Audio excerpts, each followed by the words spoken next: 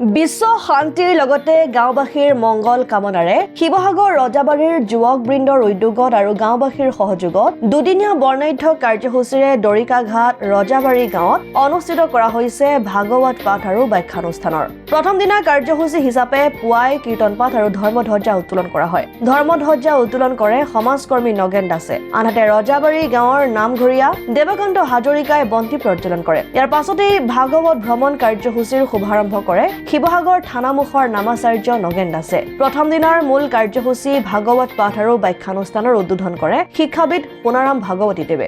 উক্ত অনুষ্ঠানত ভাগৱত পাঠ আৰু ব্যাখ্যাৰ দায়িত্ব পালন কৰিব আচাৰ্য ভাগৱত কণ্ঠ বঁটা প্ৰাপক শ্ৰীযুত জগত বনিয়াদেৱে। এই অনুষ্ঠানৰ লগত সংগতি ৰাখি দ্বিতীয় দিনা স্থানীয় শিল্পীসকলৰ দ্বাৰা প্ৰদৰ্শন কৰা হয় মৎস্য অৱতাৰ চাৰিবেদ উদ্ধাৰ শীৰ্ষক ভাওনা ভাগি।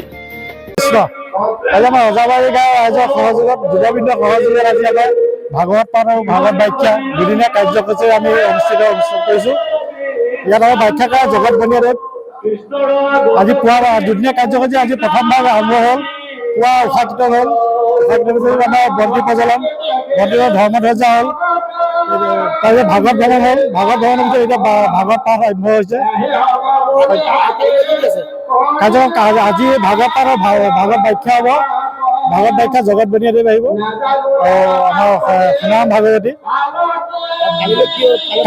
কালিলৈ আমাৰ স্থানীয় শিল্পীৰ দ্বাৰা ভাওনা প্ৰদৰ্শন হ'ব সন্ধিয়ালৈ মৎস্য অৱতাৰ চাৰিবেদ উদ্ধাৰ ভাগৱত। শিৱসাগৰৰ পৰা চৈয়দ মুস্তাকুৰ ৰহমানৰ ৰিপৰ্ট, অসম আদিত্য।